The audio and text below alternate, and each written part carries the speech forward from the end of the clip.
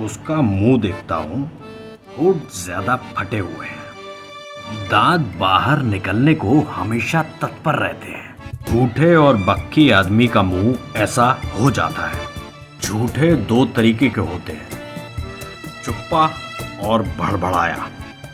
चुप्पा परिपक्व झूठा होता है, वह एक दो वाक्यों में झूठ जमा देता है। भड़बड़ाया सोचता है अभी झूठ जमा नहीं है, इसलिए वह उसके समर्थन में 8-10 वाक्य भड़बड़ाकर बोल जाता है। धक्के से जबड़े फैल जाते हैं कि जबड़े इसी तरह फैल गए हैं।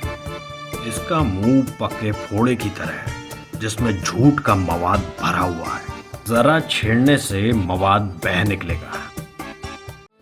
वह खांस कर गला साफ करता है, रुमाल मुंह पर फेरता है। लगता है गवाही देने नहीं आया, न्याय की बेटी को बयाने आया है। सरकारी वकील सादे सदाए सवाल करता है और वो सादे सदाए जवाब देता है। अमुक आदमी को मृतक को लाठी मारते देखा था, उसे लाठी दिखाई गई, उसे उसने किसी पुराने दोस्त की तरह पहचान लिया। उसे एक पत्थर का टुकड़ा दिखाया गया, उसने पत्थर पहचान भी लिया। यही वो पत्थर है जो वहां पड़ा हुआ था। मैंने बगल में खड़े वकील दोस्त से कहा, यार ये क्या अंधेर है, ये किसी पत्थर के टुकड़े को कैसे पहचान लेगा। उसने कहा, चुप रहो, एविडेंस एक्ट के मुताबिक सब ठीक है। गवाह को खून लगी मिट्टी दिखाई गई, उसने मिट्टी को भी पहचान लिया। मैंने वकील दोस्त से कहा, ये तो बड़ा अचरज है, इसने मिट्टी को भी पहचान लिया। कहा, चुप, एविडेंस एक्ट। मैंने सोचा अब वकील इसे शीशी में बंद मक्खी दिखाएगा, पूछेगा इस मक्खी को पहचानते हो।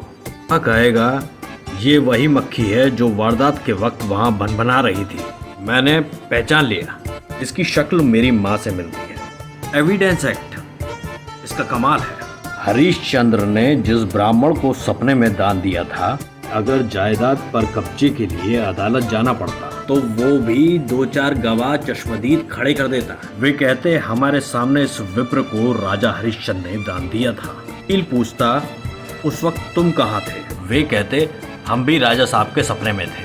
बचाव पक्ष का वकील क्रॉस एग्जामिनेशन के लिए खड़ा हुआ। ये भयंकर चीज है, एक बार मेरे भी पलस्तर उखड़ चुके हैं, मैं सच बोल रहा था। वकील ने 2 मिनट में मेरे सत्य को पसीना ला दिया था।